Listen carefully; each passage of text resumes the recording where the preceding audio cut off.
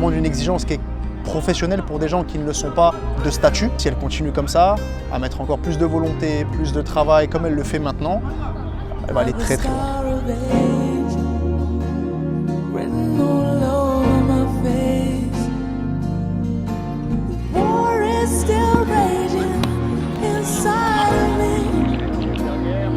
Still feel the chill as I reveal my shame to you. I wear it like a tattoo.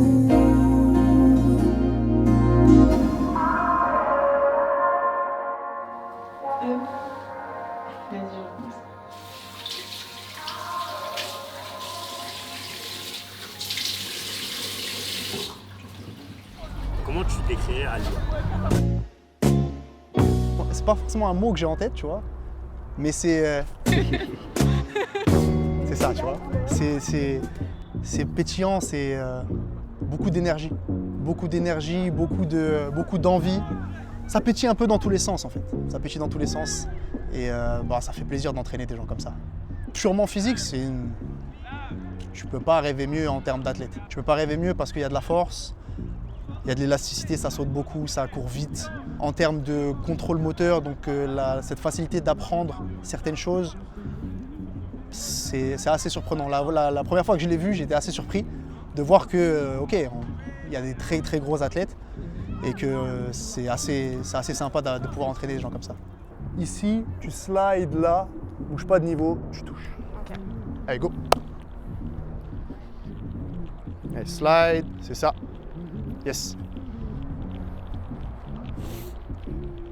Slide. Yes. Allez, slide. Yes. T'es mal à taille de mollet, mon gâté. Hein? Laisse-moi me libre un peu. Les stéroïdes direct dans le moletto. Venez la contrôler, les gars. C'est déjà fait deux fois. Déjà fait au moins 2 fois, c'est ça le truc. On fait ace skip, là, retour, en arrière. Boum. Allez, go. Et ça repart direct. Yes.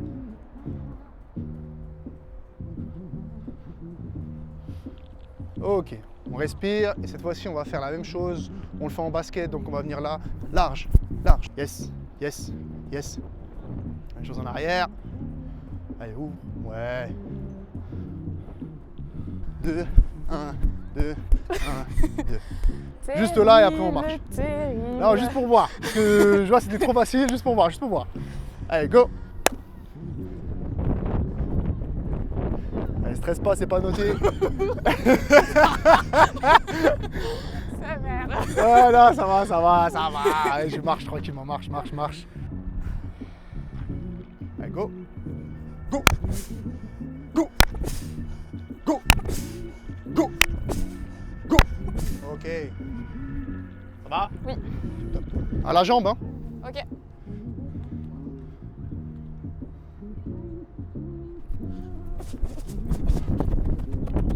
Ouais, bien. On recule un peu plus. On est plus ou moins sur une distance plus ou moins réelle de ce que tu vas retrouver chez certaines QB. On est à 11-12 yards.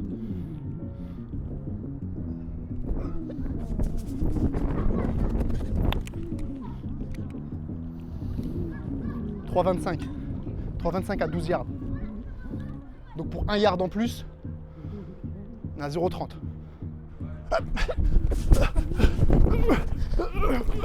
Ah, bien. Elle est bien là. On a 3,17. L'énergie, elle est bonne. Elle est très bien et moi c'est ce que je demande à mes joueurs, c'est d'avoir cette énergie, cette envie, cette volonté d'évoluer dans le temps. Maintenant, quand il y a trop d'énergie et que ça divague un peu de chaque côté, on perd un peu des éléments de concentration qui font que tu n'évolues pas aussi de manière optimale, entre guillemets. Bon, c'est les aléas de l'entraînement, bien sûr, chaque athlète a sa façon d'apprendre.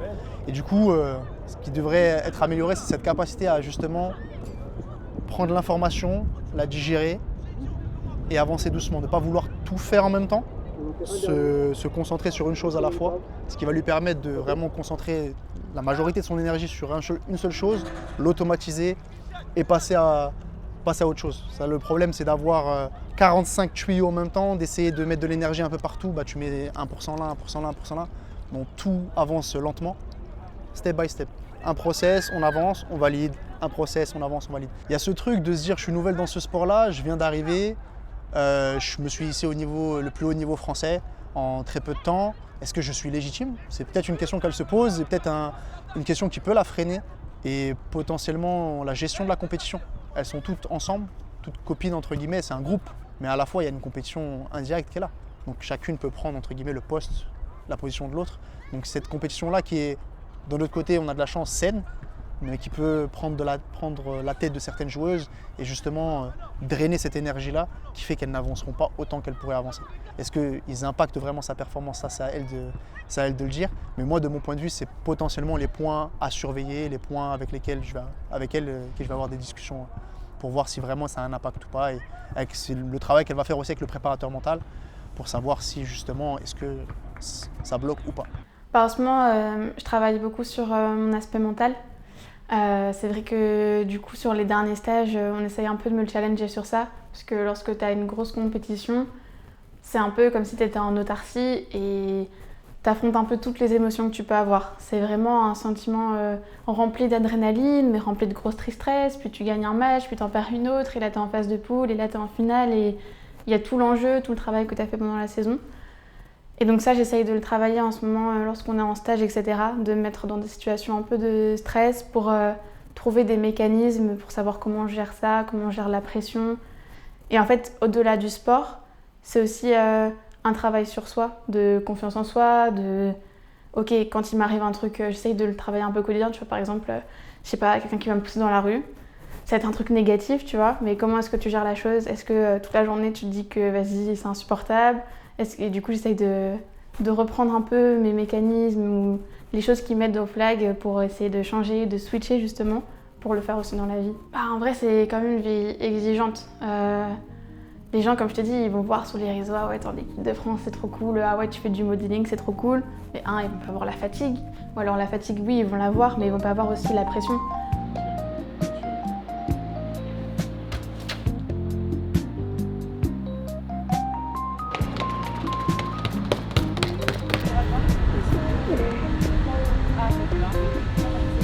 Un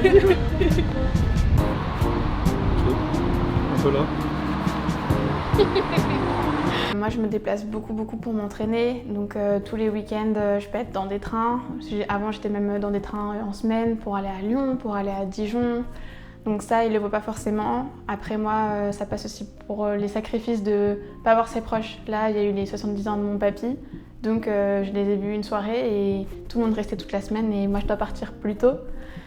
Donc ça aussi, c'est pas mal de sacrifices. Et ce qu'ils ne voient pas aussi, c'est quand tu as les cours, de devoir justement apprendre les jeux. Les gens, par exemple, aussi, ils voient que le sport sous un aspect physique, alors que le flag, c'est un sport très tactique aussi. Donc il y a tout l'apprentissage des jeux par cœur. Donc ce que je fais sur le terrain, je l'ai appris aussi avant. Du coup, ma semaine type d'entraînement, j'essaye de la structurer au plus possible le dimanche. Mes entraînements de club, c'est vraiment tous les mardis, tous les jeudis. Après là, en ce moment, on est dans une grosse période avec beaucoup de compétitions.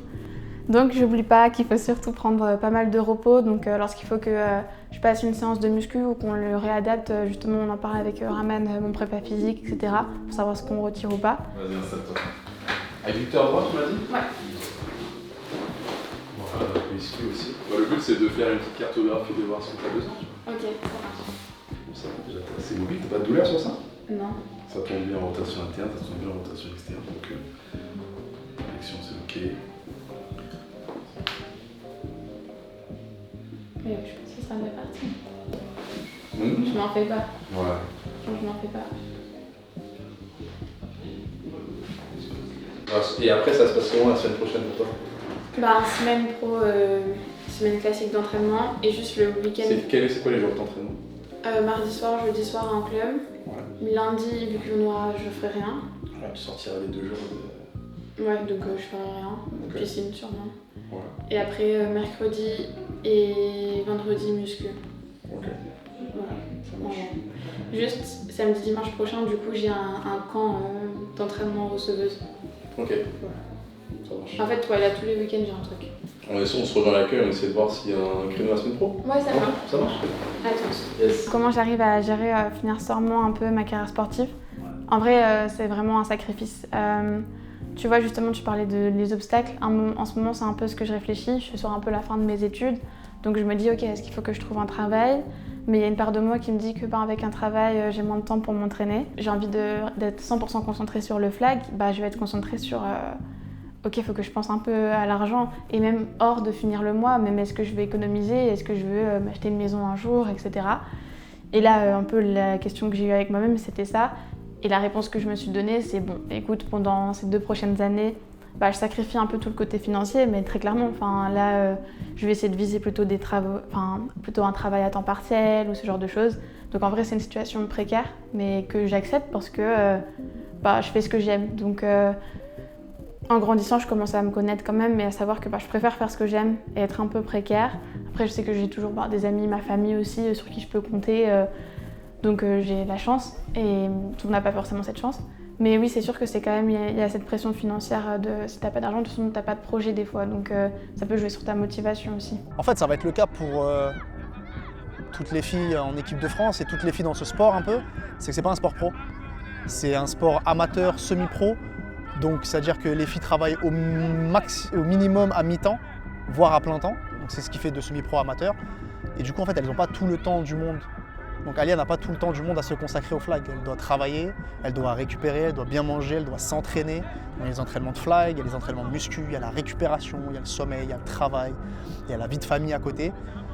Et c'est ce qui rend un peu la progression de manière générale, c'est ce qui rend un peu les choses plus compliquées et plus freinateur dans le process d'Alia, mais dans le process aussi de toutes les filles en équipe de France. C'est ce qui est bien et pas bien, parce que ce qui est bien, parce que tout le monde est dans le même paquet, donc elles peuvent se soutenir l'une l'autre. Et c'est moins bien parce que forcément, on n'arrive pas, va avoir plus de mal à développer le full potentiel de toutes ces filles-là, comparé à des nations qui ont des joueuses qui sont quasiment pros et qui font que ça de leur journée. On demande une exigence qui est professionnelle pour des gens qui ne le sont pas de statut, entre guillemets. Si elle continue comme ça, à mettre encore plus de volonté, plus de travail, comme elle le fait maintenant, à redoubler d'efforts à chaque fois, elle va aller très très loin. Je ne pourrais pas te dire où, parce que je vais rester impartial, mais elle peut aller très très loin. Là, en ce moment, je me prépare pour les finales qui vont être ce week-end et je me prépare aussi pour le Capital Ball. Tu vois, c'est le tournoi que je te disais à Paris. C'est un tournoi où tu vas avoir un peu des gens du monde entier qui vont venir. C'est pas un tournoi forcément IFAF et du coup homologué, mais c'est un tournoi qui est à la maison, donc j'ai hâte de pouvoir montrer ce que je sais faire dans ce tournoi. Alors si du coup je te parle de la Coupe de France et de ce que ça représente pour moi, ça représente vraiment la bout doucement de toute la saison. Vraiment, je trouve que j'ai énormément progressé depuis ce début de saison. Et là, c'est juste le moment de le montrer. Et pareil, du coup, avec mon club, on a vraiment une super équipe cette saison, hyper compétitive. Donc ça nous tient à cœur de chercher cette médaille et cette coupe, en tout cas, et en or, évidemment.